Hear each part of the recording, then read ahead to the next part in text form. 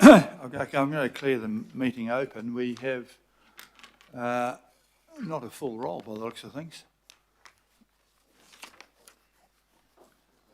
but a couple of the meeting is being live webcast, and we have electronic meeting attendance protocols in place, and I'd ask you to observe them. You should be in a secure place during the meeting. You should not be driving while connected to the meeting, and if you are connected to the meeting, you've got to have your camera on. Please be present in the meeting and ensure your phone is turned off or at the very least on silent. So I'm going to welcome everybody here. We have a bit of a roll call first, shall we? Pardon? No, because the other members aren't online until we release. Are we going to do that before we have them? Okay. First up, the Deputy Mayor is being called upon to say a few words to acknowledge the passing of Nikki Kay, the former MP for Auckland Central, who made a big contribution to Auckland and to the Hauraki Gulf and Islands in particular, and who I last saw out at Aotea. Deputy Mayor. Thank you, Your Worship. It's both an honour and a privilege to acknowledge a dear friend and an amazing Aucklander who sadly passed away last weekend, the Honourable Nikki Kay. Nikki was a passionate lover of our city, who first went to school at Victoria Avenue in Remuera and then went on to be head girl at Corrin. Much has been said about Nikki Kay's time in Parliament, but today I want to acknowledge her contribution to Auckland. Nikki's electorate she represented was Auckland Central, a part of our city she loved and adored. And one of the reasons she loved that electorate and fought so hard to represent it was for its connection to both the urban and island life, including her most loved islands of Waiheke and Aotea Great Barrier. Nikki was unashamedly a passionate environmentalist.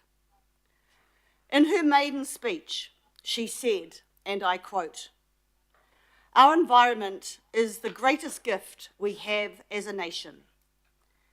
There are people who think the environment is an issue that can be put aside when times are tough. I would ask people to look deeper and realise that both from a social and economic point of view, our environment is the most precious asset we have." Words that we should remember always. Nikki was also a staunch conservationalist. She was responsible for Aotea's Conservation Park on Great Barrier, 12,000 hectares, opened in April 2015. She fought hard to save our threatened plant and bird species and strongly supported our natural environment targeted rate and our investment into our regional parks. She was passionate about our Waitemata and Hauraki Gulf and improving our marine infrastructure, along with improving protections to support that. Investment in water quality was important for her. She strongly supported our water quality targeted rate because it ring-fenced our water quality investment. In fact, one of the last things she did, having left Parliament, was to set up an organisation called Blue Nature, a charitable trust set up down at Westhaven and designed to restore ecosystems and create new biomass in oceans and coastal waterways through education, supporting and scaling social enterprises, new industries, and blue technology solutions. Her love of nature was immense. Being in our unique natural bush environment, smelling the flora and fauna, as well as the sea, put Nikki in her happy place. She often told me how lucky Auckland was as a city to have the likes of the Waitakere Ranges, our regional parks, and places where people could escape to be in tune with nature. Aotea Great Barrier was her happy place, her sanctuary. Long before she purchased her slice of paradise there, she dreamed of nurturing a garden with its rich soil. And when that dream finally materialised, she threw herself into representing not just her beloved barrier, but all the islands of the Hauraki Gulf with the same fierce dedication that defined her character. Like an unstoppable force of nature, Nikki's boundless enthusiasm and warmth touched everyone fortunate enough to work alongside her, and that's right across the political sphere. She campaigned for and supported public transport and infrastructure, including the CRL, which she was a huge supporter of. She loved cycling and supported the government's urban cycleway program for routes in Auckland, and ran and cycled the GI to Tamaki shared path often. She campaigned for Auckland to do better in waste minimisation, to reduce our use of plastics, and supported the work we are doing to reduce waste to landfill. She was socially liberal and had many friends in the LGBTQ community, which she strongly supported, and was instrumental in bringing a gay pride event back to Auckland, which we now have a regular part of our calendar. Her support for women and for youth in our city was also strong. She was a passionate advocate for InZone and supported and mentored youth to develop, to advocate and to fulfil their potential. She also supported women to step up, to lead, and to support each other to achieve better goals and aspirations for our city and our country. She was passionate, dedicated, committed to doing all she could to help and support people, the environment, and her city. So to Nikki, on behalf of us all, on behalf of Auckland, thank you for your passion for our city. Thank you for your advocacy. Thank you for all you have achieved and done to make Auckland a better place. Moi mara te rangatira. Farewell, my friend. Please stand for a minute's silence.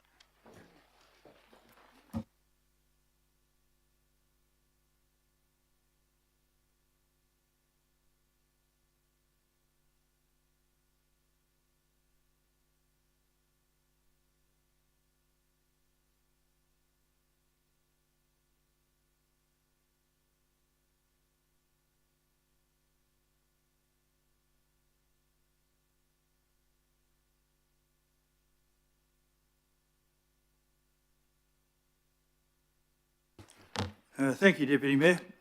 I've been away for a couple of weeks in China with the business delegation and the Minister of Trade and Chairman Taipari. It was good. I'm glad to be back, and we'll be filling you out about what's going to come out of that. But while I'm away, I've been thinking about the last governing body meeting and what we all expect from the rest of the term. So we're going to be a bit tighter on standing orders, with questions being questions. Keep focused on the structure and order of the meetings. Sandra's got a new bell to ring at 5 minutes to keep us all on time. And finally, we have a delegation from the United Nations Youth of New Zealand. Well, they were downstairs. I think they're going to come in and watch proceedings, which should put them off politics for a while. Thanks to Councillor Henderson and Hills. Eh? Why do you hate young people so much? Oh, yes, well, I can tell them. Enjoy your life until it wakes up. All right. Apologies. We have received an apology for absence from Councillor Dalton. Lateness for Councillor Lee. Early departure from Councillors Fletcher and Sayers on council business. And we have some requests for attendance from electronic. Do I have to move and accept the apologies first, or do the whole lot together? All right, all those in favour of the apologies, please say. Move and seconder. Move and seconder. Any persons? And in favour? Against? All those carried. All right, that was a wonderful piece of democracy that we just saved there. Electronic attendance requests are from Councillor Darby, who's ill. Councillor Fletcher, who is not yet here, she's at a meeting. Councillor Filippina, no reason. Councillor Furley, and it says Councillor Leone, but you're there. Pardon? Oh, well. Okay, we're going to move and accept it to approve those. Thank you. And somebody seconded it. Yeah. Okay. I want to add to that when those people who are online, I'll tell them when they're not online. All those in favour, anyhow. Contrary, right, carried. So we can put them online. But I do want those people online to actually turn your camera on when you're speaking. Okay? So we can see you not all day long. If you're online there, people, camera on when you're speaking. Okay. Any declarations of interest? No. All those in favour? Contrary? No. No, do anything about it. There aren't any. Confirmation of minutes. Anybody read the minutes? It would be good if you did. Thank you, Deputy Mayor. Thank you, Councillor Leone. All those in favour, please say aye. Point of order, carried. Your Worship, if I may. Public. Sorry, is this the governing body minutes, including the adjournment and the subsequent meeting, or deal with the subsequent part of the meeting, or is this the whole lot? Oh, okay. Yeah, I just wanted to raise a point of order with you, if I can, Your Worship. If you wish to put out something in the minutes that you wish to correct, please point that out. No, I wanted to raise, because you indicated at the start of the meeting that you'd been reflecting on the last meeting. This is the last meeting. I'm wondering if there is anything that we're going to reflect upon in relation to how the closure motion matter was considered by you at that time. No, this is just a recording of what happened. Yes. And you can have a discussion about that later on. But, Oh, okay, we will, yeah. okay, thank you very much. So that was approved in the minutes. There is no public input and there is no local board input. We all had a fairly good run with the local boards yesterday. I'm unaware of any extraordinary items. And so I'm going to move to item 7, which is called the plan to make the most of Auckland's port and waterfront. It's actually about making the Auckland port profitable and the waterfront workers happy. And we're discussing the tripartite agreement. So at the moment, Chris Levette will come forward, but I notice in the room the chairperson, the chief executive, Roger Gray's here. I can't see Grant Williams. Is he showing up? I hope so. From the Waterfront Workers Association. Maritime New Zealand. Righto. I've got Chris Levette and Max Hardy. You can address us about this issue, which has been canvassed many times.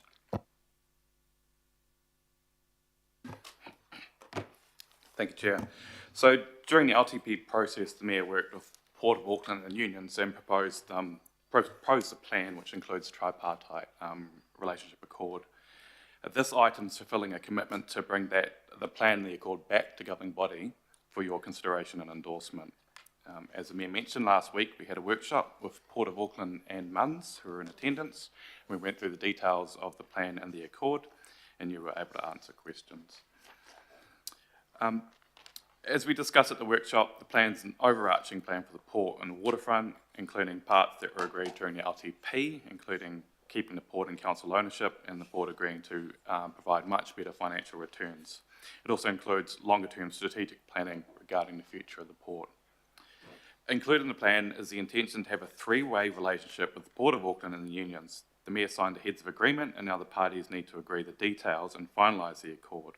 We're asking you to nominate representatives to participate in the process before it is brought back to you for final approval. And finally, it's important to note that you're being asked to endorse the objectives and the strategic direction of the plan. This endorsement does not constitute approval of specific aspects such as the transfer of the wharf or any decisions about the long-term future of the port, which will require formal governing body decisions at a later date. So with that, happy to take any questions.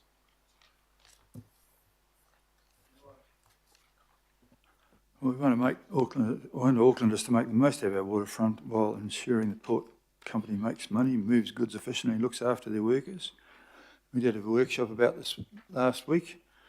I don't think there's anything that's new or surprising in there, otherwise we do as a recommendation to delegate a group up there to participate in the process, which comes from people who have shown particular interest in it. So, are there any questions of the two gentlemen in front of you? Councillor Walker, please. So, my question goes to the document, which is the plan and the wording in the plan, and the questions I've got around the substantiation of 4D, which states, "It is accepted that a new main import port in the Upper North Island is needed in the future," and it goes on.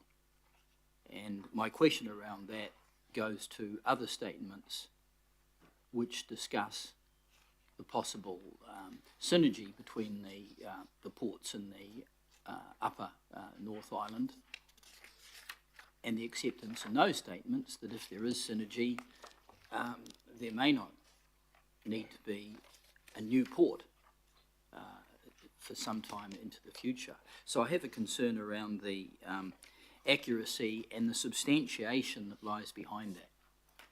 So that's my first question. No, thanks, councillor. I think so. The statements in the plan represent a positions that were taken and agreed in principle by the mayor, the port itself, and MUNS. I think I'd agree with your comment that you said that it may be the case that a new port will not be needed for some time in the future, and I think that's right, and that's reflected in the document.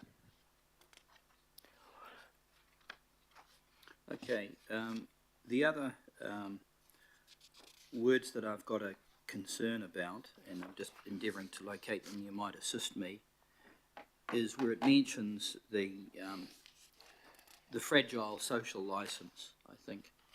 And my concern is that I would question whether that's current, whether that exists now, because I would suggest that the port has very much regained its mana. And is that an accurate reflection of the circumstance now, given that this is a current and future-facing document? Yeah, thanks, councillor. I suppose go back to my point again, which was that this represents a document that came about through negotiation and agreement in principle by the mayor, the port, and the unions, who also, who signed up in principle to the elements of the plan. I think the specific words in the plan, represent a position taken at a point in time. What's been asked of councillor today is to endorse the general direction and the approach reflected in the plan, which is the in particular the tripartite relationship accord aspect of it, and the fact that we will work on these challenges and the challenges reflected in the plan together with the port and the union in accordance with the ownership objectives that the council has for the port. So that's what you're being asked to endorse, rather than every specific sort of statement in the plan. I think the comment about fragile social licence probably reflects a number of factors that are referred to in the document around tensions around city centre land use and other things. But I mean, whether or not you would agree with those particular words, I think probably you don't need to agree to those particular words to agree to endorse the approach in the plan.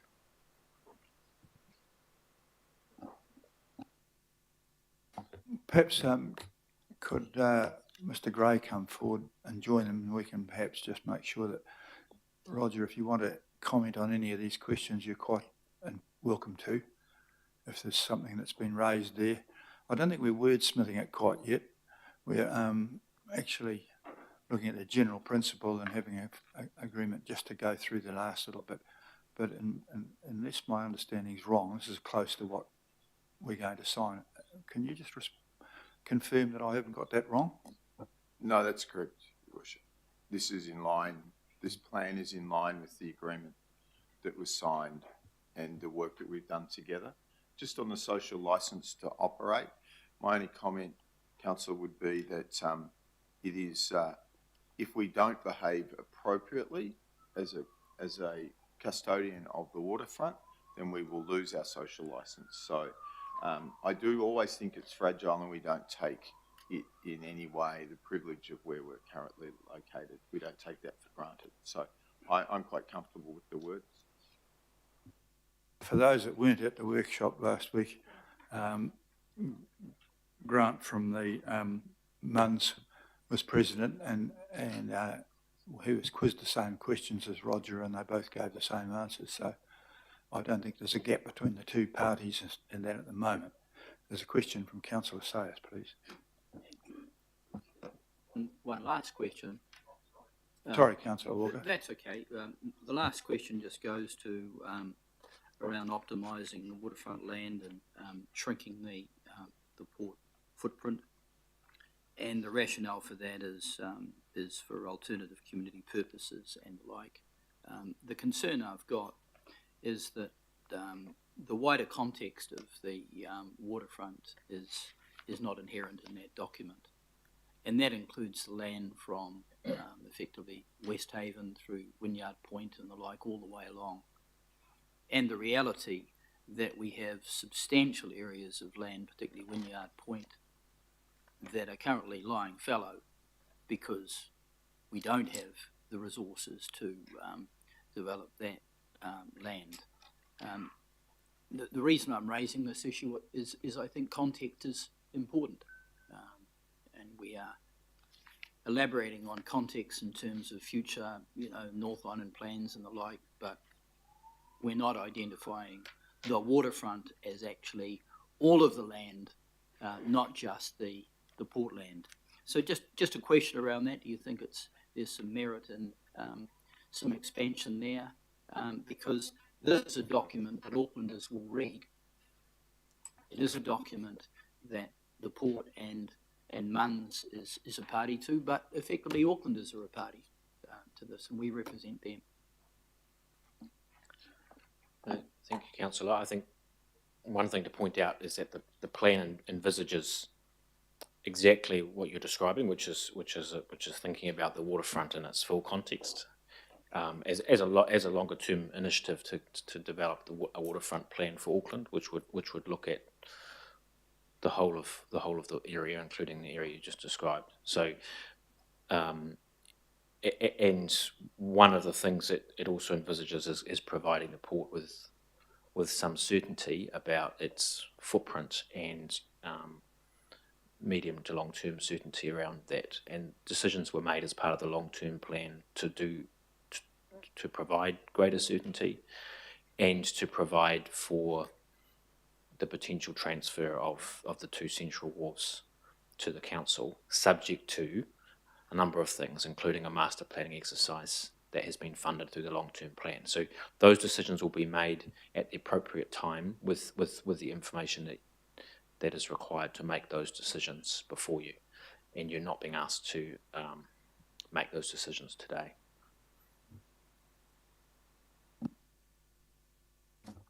Thank you, Councillor. I've got Councillor Sayers and then Deputy Mayor Simpson. Thank you, Your Worship.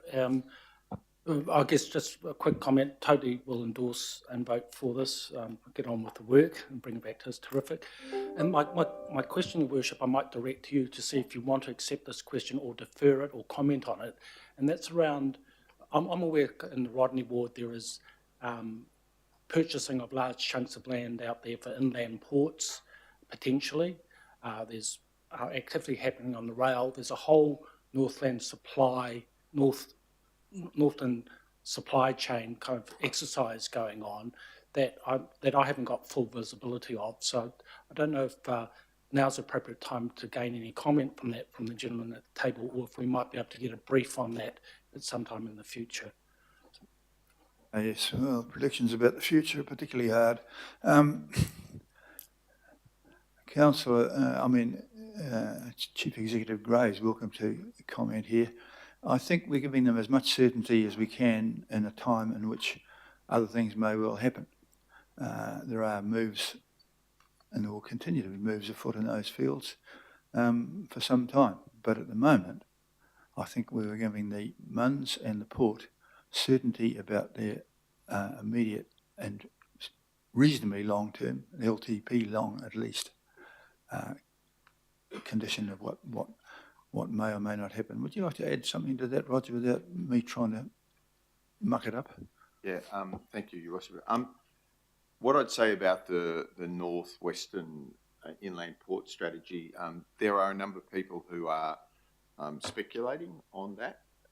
What I'd say is at this stage, the port is very committed to a South Auckland and a Ruakura inland port strategy in partnership with the works of the Port of Tauranga. Whether Northport is ever in a position to be able to come into that is a very long way away. So I think this is, it's probably people making early decisions of investments on the hope that there will be a future development, which if you look at 100 years, will probably be a great play. I don't see it within the time frame of what we're talking about in this, it being effective. Definitely there will be some moves, but when we're not quite sure. Deputy Mayor, please, and then Councillor Watson. Thank you. I just want to ask a question. I think we're going in the right direction with this. I want to ask a question about when we get an opportunity to prioritise the timing around the plan.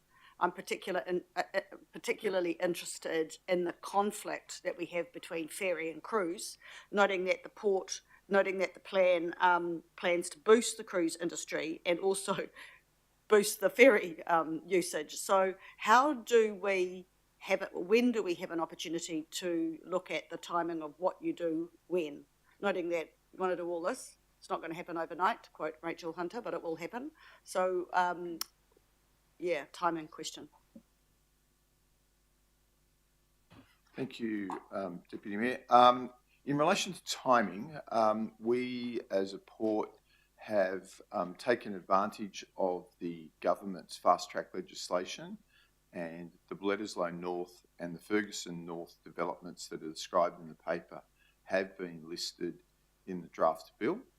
And we will, once fast-track obligations open, we will submit. We are literally days away from having all of the paperwork completed. So our intention is to submit once fast-track opens in December with the intention, ideally, of having consent to commence construction by mid next year.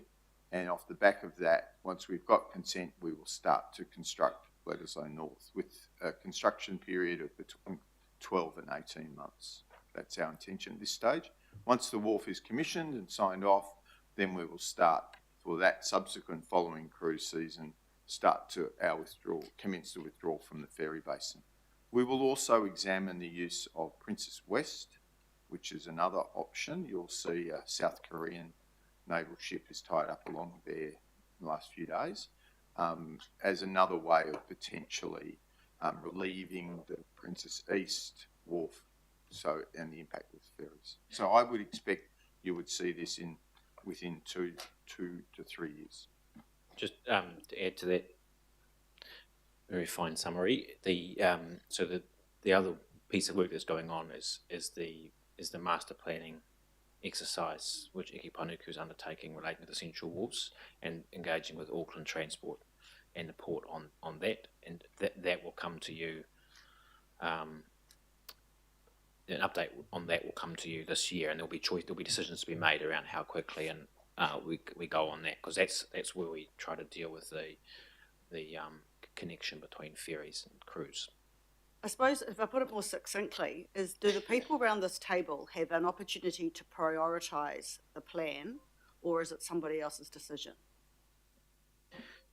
There will be different decisions made by different parties. So there are decisions that will be made by the port, which is, operates with a degree of independence from the council, but there will also be decisions made at this table, which relate to that master planning exercise and what we want to do with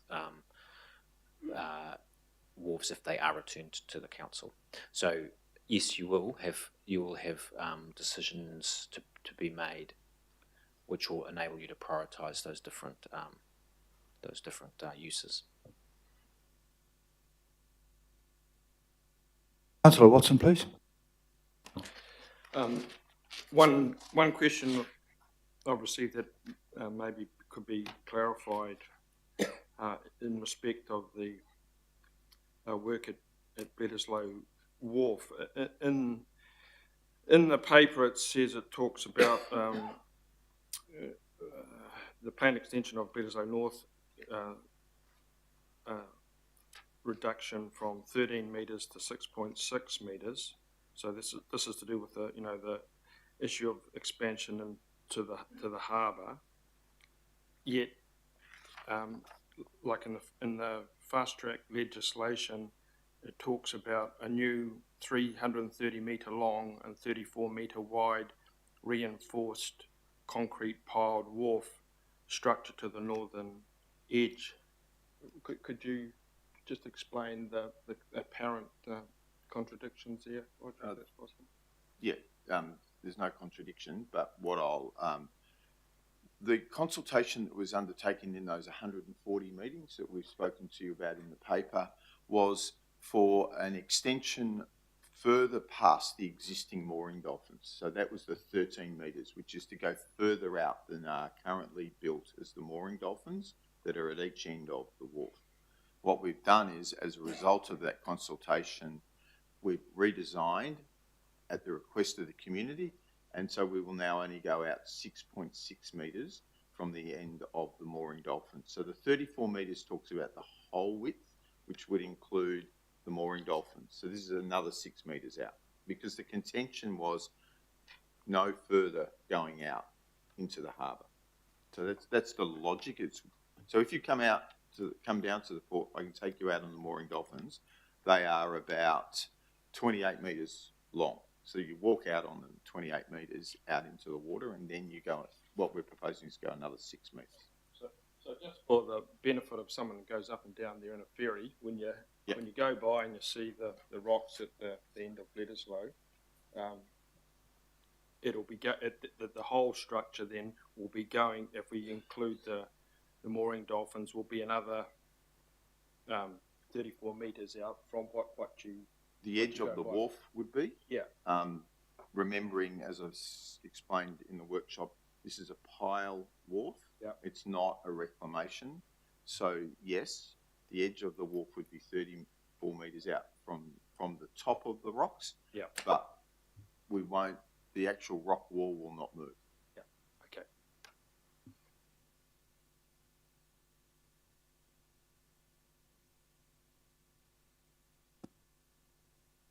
Okay. Thank you. Right, I'll move this. Is there a seconder for this, please?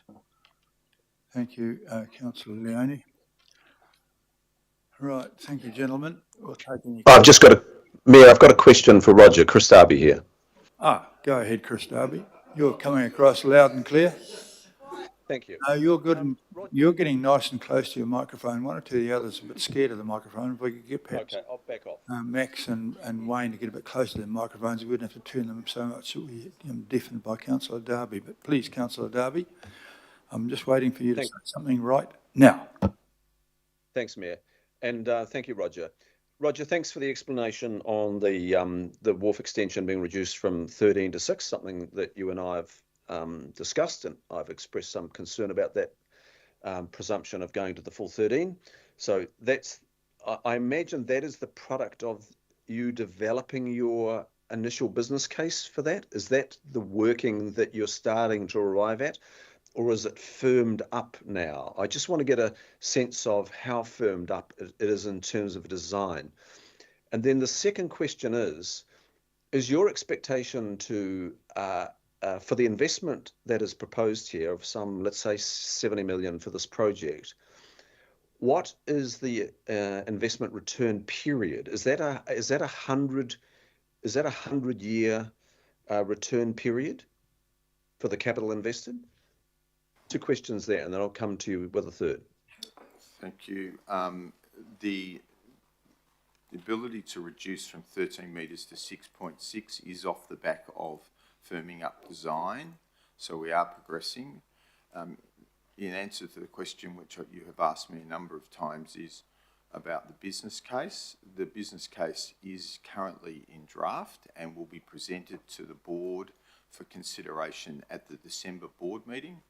In November, the board were presented with the analysis of the wharf requirements for the business as it is to continue, which showed that Bledisloe North was critical to allow, construction was critical to allow for the release of Cook and Marsden, as has been agreed. So the board have had a paper on wharf requirements, and the business case will go to the board in December for approval. Okay, got that. And the return period for the investment in that business case, what is the number there? That's a good question. I haven't seen the draft yet, so I'm afraid I can't answer that. I'll take that on notice and provide it to you separately. Okay, so there's going to be a return period, and I'm going to suggest that I cannot imagine the return period being 20 years or 30 years or 50 years for that sort of infrastructure. I'm expecting it to be more like 80, 100. Now, if it is an 80 to 100 year return period, the function of berthing, commercial shipping, and even possibly cruise may not be occurring there.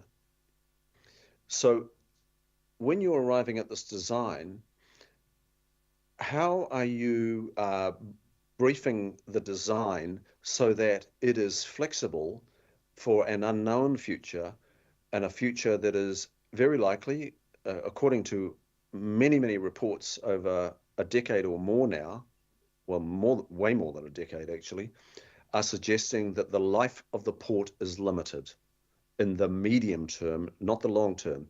So how are you briefing the design to ensure what you can design and construct has a flexibility to meet a future that is more likely to be a public domain rather than a commercial domain? First off, I agree with you that it will be for a significant period of time, payback. Second point I'd say is the business case will be more than just a simple payback over a period.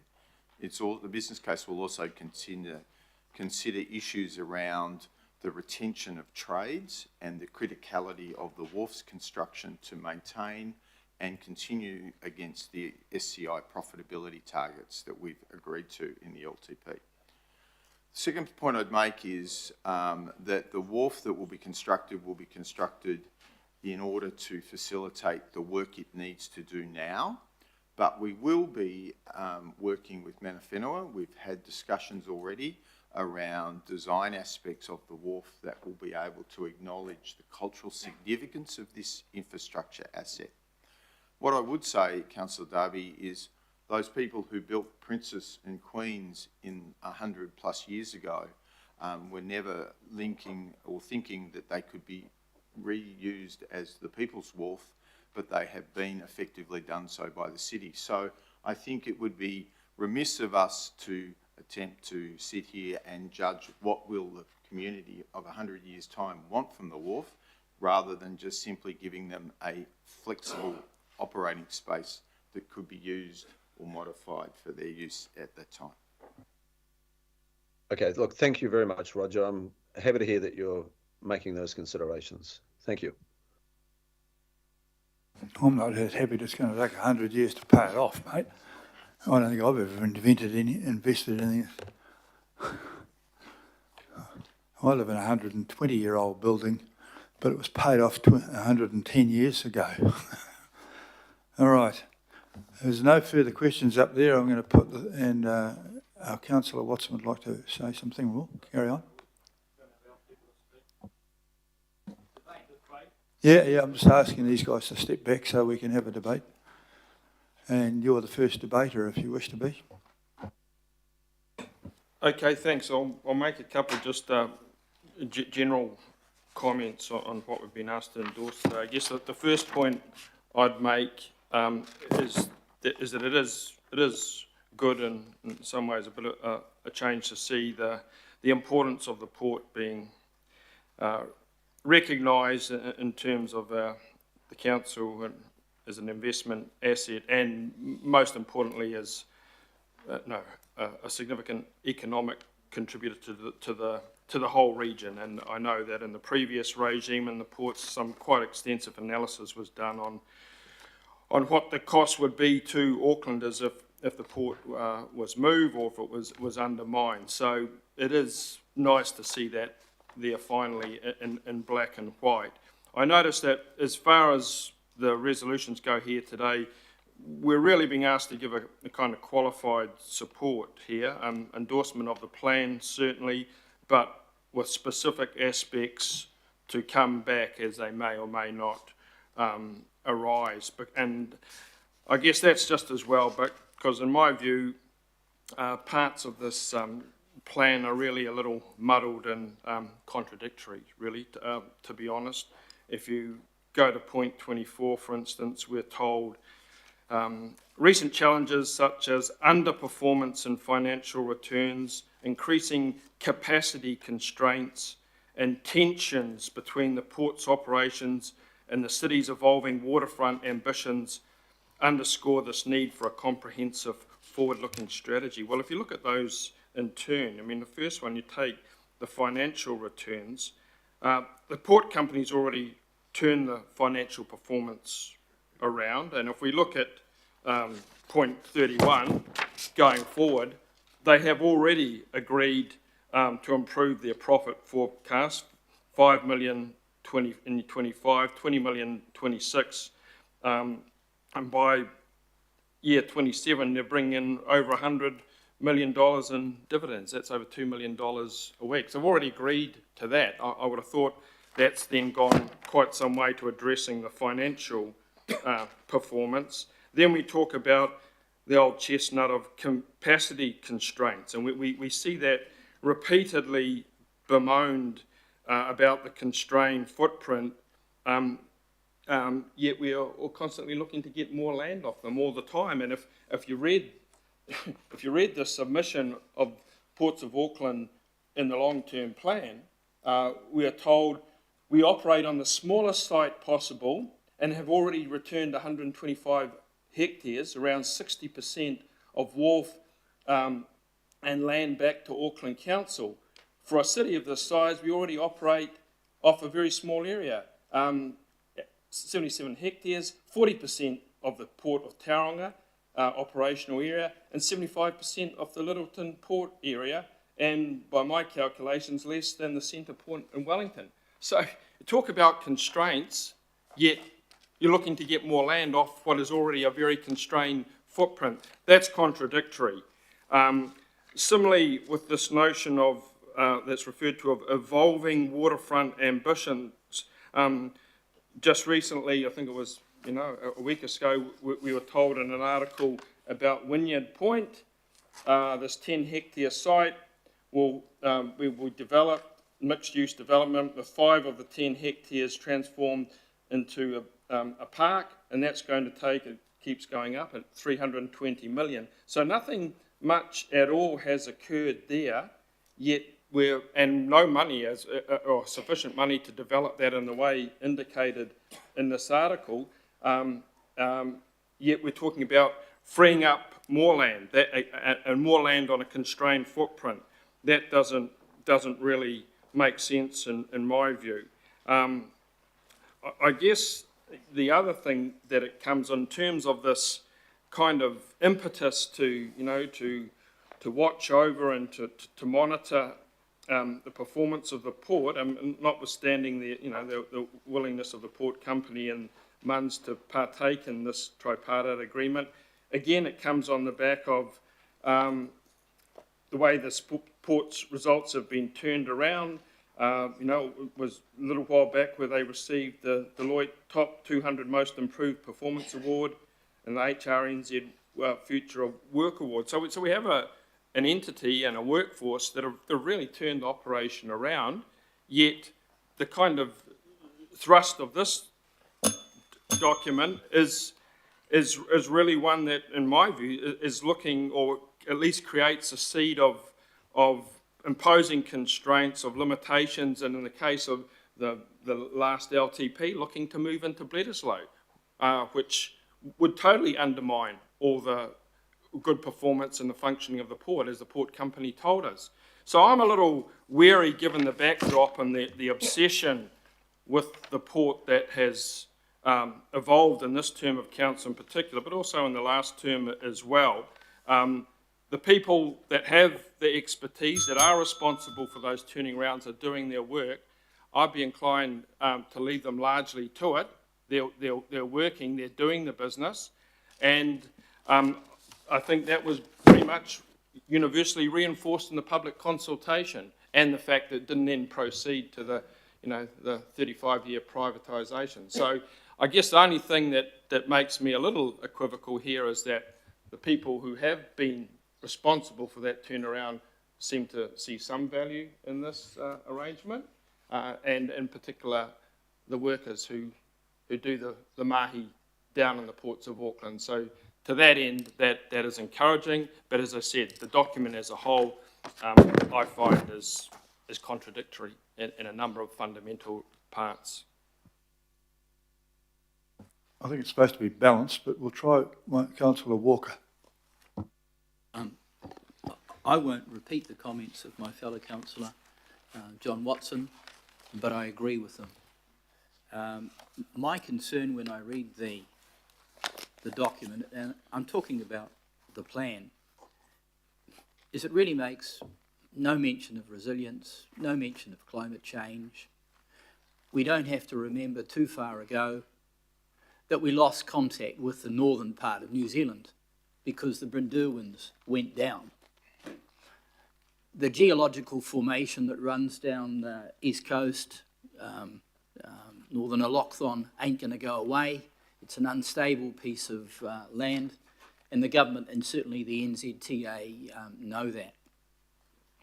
We also know that they don't call New Zealand the Shaky Isles for nothing, and we know that parts of New Zealand, particularly Tauranga, are susceptible to tsunamis, probably more so than Auckland.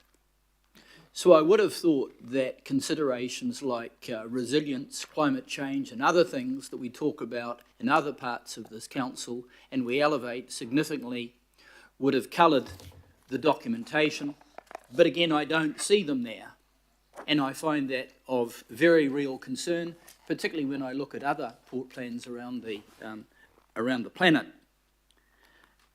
I would suggest that the main player is going to be government, and the government will be concerned about the resilience of New Zealand as a whole. It will recognise, and does, that the Port of Auckland is hugely significant to that Auckland is the engine of New Zealand in terms of much of its growth. Obviously, the government is not party to this tripartite agreement, but they are the entity that will be working on an Upper North Island strategy and the like. They will be looking at resilience and casting their eye over that. And I don't know whether there's any engagement been with government over this document. I'd suggest the answer is probably no. So, as I raised in earlier workshops, I think it's important that there be some sunset clauses over this document, because I think that it could well be past its use-by date sooner rather than later and will need to change. But again, none of these comments that I'm making are inherent in this, so for that reason I have an ongoing concern. Thank you.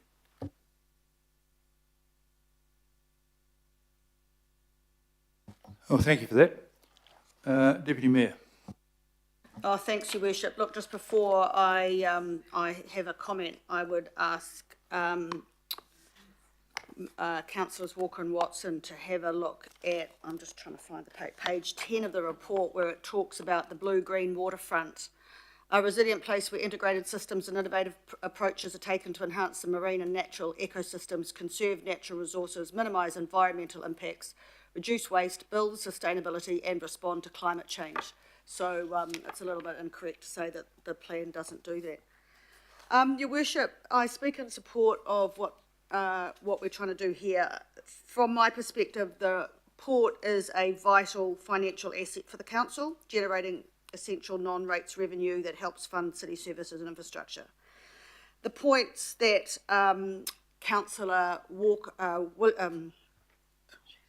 Watson made around the problems, I mean, this is what the plan is trying to address.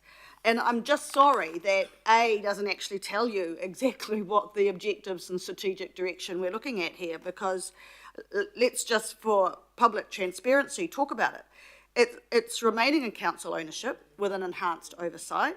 It is getting much better financial returns, and we've got to thank the port for that. I mean, I originally was leaning towards the lease option, but you've come back with a financial plan as part of this that really ups both your profits and your return to the shareholder significantly. It goes up 5 million a year from 25. 5 million in 25, 15 and 26 and 20 and 27. It actually provides certainty for the port, its users and its workers, and I think that's important. A whole lot of this has been a bit uncertain.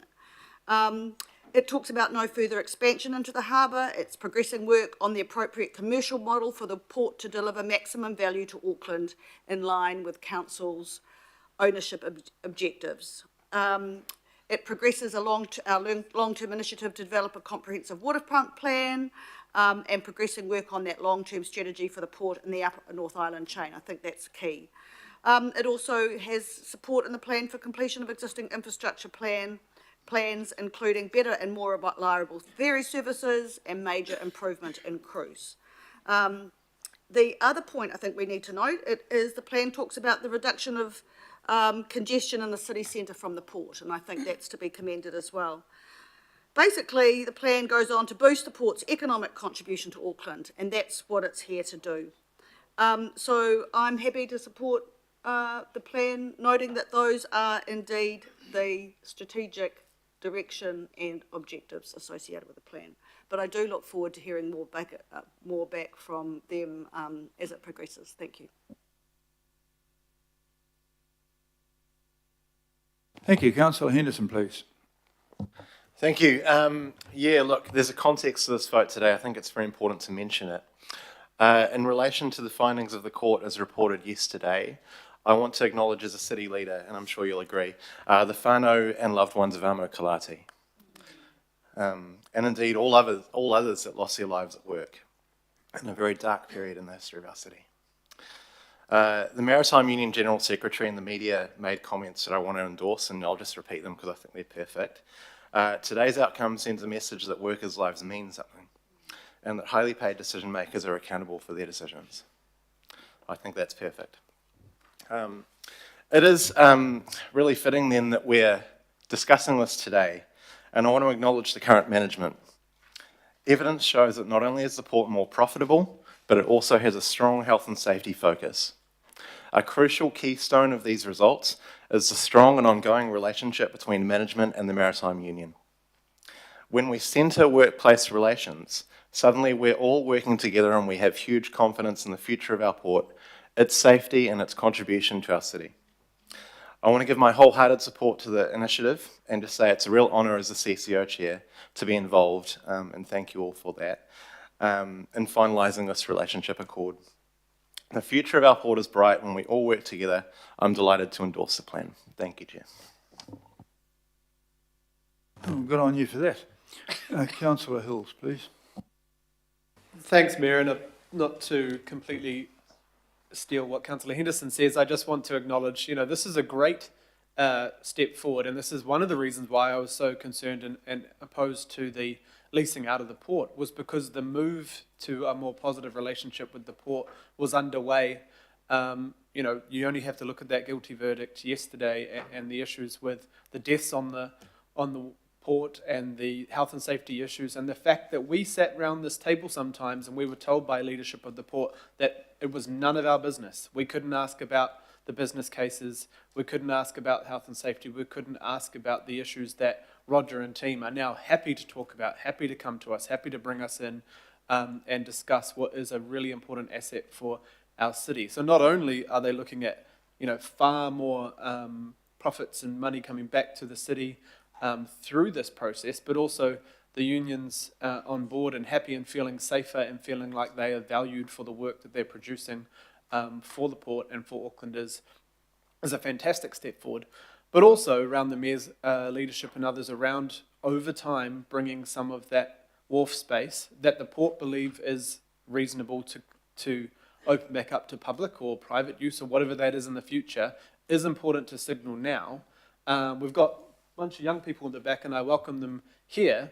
We are doing those sorts of things for their future, for the future of the next generation. We might not know exactly what is needed down to the every single parcel today, but that was the same as the decisions that were made before in the Wynyard Quarter, the same decisions that were made many years before this council existed to ensure we've got those amazing public spaces, offices, homes and things now. So these things take time, and this does signal that change, that does signal a more public-facing wharf that people can access the waterfront of their city as it grows.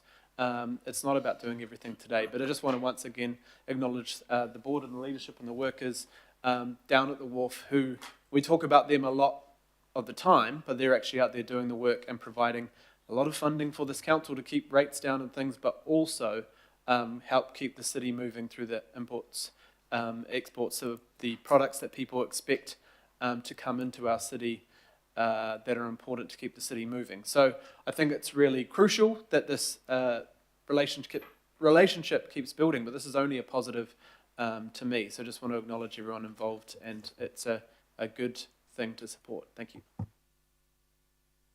Thank you for that, Councillor Hills. Could I have Councillor Turner? Thank you, Mr Mayor. I'm not sure which is the right timing, but I'd like to have my name added to that delegation if possible, please. A lot of the people who work at the ports are in my area.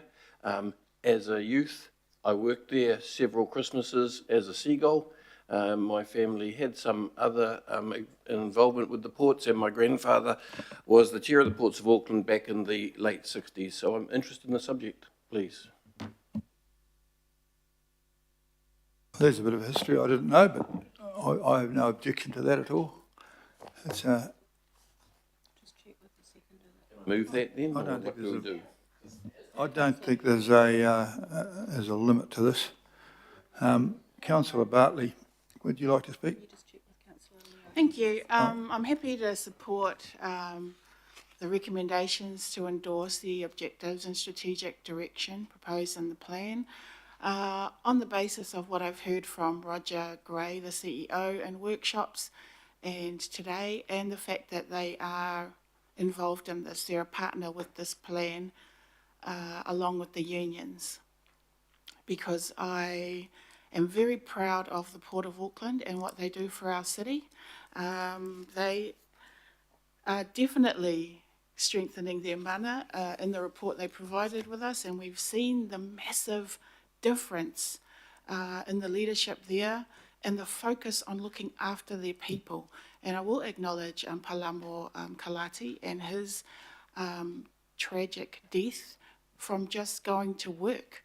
So having spoken yesterday at the Council Staff Health and Safety and Wellbeing Improver Awards that they held about the importance of being able to do your job and then going home in any part of council or any part of our council whānau. So I do really want to acknowledge the CEO and the chair, Jan Dawson, for that turnaround in the focus on safety and looking after their workers, and the 63% reduction in time lost to injury and increase in proactive hazard reporting. Like, they've just been amazing in what they have achieved. So for me, that port is more important than a nice, pretty park to go to down there. So I want to make sure that the port is always key in all of this tripartite plans looking forward. And the fact that they bring in so much money for us as a city, which otherwise we'd have to get from raising rates. And I'm about to be a homeowner, and already I can see the rates are massive.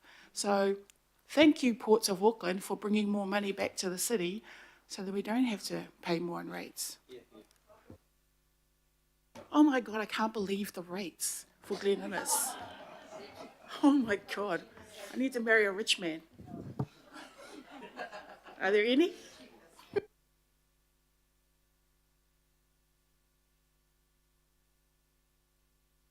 Councillor Foley, turn on your picture, your camera, and speak. Kia ora, Chair. I'll try my best. Internet here is not great. Hopefully you can see. There you are. Morena and awesome. Can you hear me okay? I can see you. Very good. Okay, great. Morena, everyone. Yeah, I'd like to also endorse the resolution, endorse the objectives and strategic direction proposed in the plan. I'd like to also tautoko what others have said and commend Roger and his entire team for the work that they've done to really turn around the operations at the ports.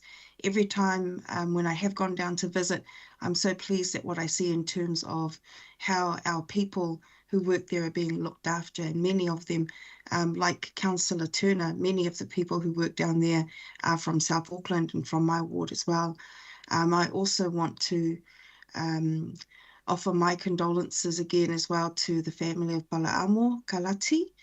He and his father are residents in my ward in Otara. And yeah, just remembering him and his family, and really happy to see the outcome of the court case as well. But, you know, the silver lining to that, as I said, is that we've now got much better processes. I know that every time that Roger's come and spoken to us, he's told us and reassured us that safety is now the priority, safety of our workers and our people. So I endorse today's resolution and thank Roger and the team for all of the hard work that they're doing. Kia ora. Thank you, Chair. Okay, that's the last speaker I've got. It is a tripartite agreement. There are three parties. We've heard a lot from there's the port who operate it, there's the workers, and there's us as the owners.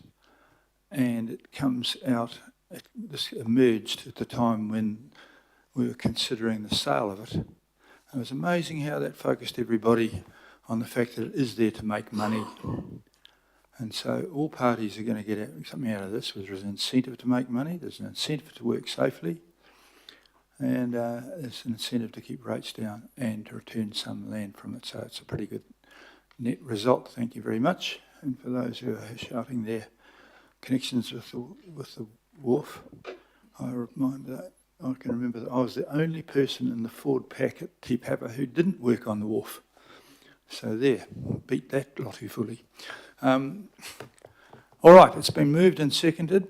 We've adjusted the membership. I've added Councillor Fletcher as my alternative, as she is the chairperson of the investment committee, and they'll be keeping an eye on this. It is, after all, one of our investments. So all those in favour, please say aye. To the contrary, carried. Thank you for attending there, Councillor, Mr. Gray, and pass my regards on to Grant too, please. Thank you very much. We will move to item 8.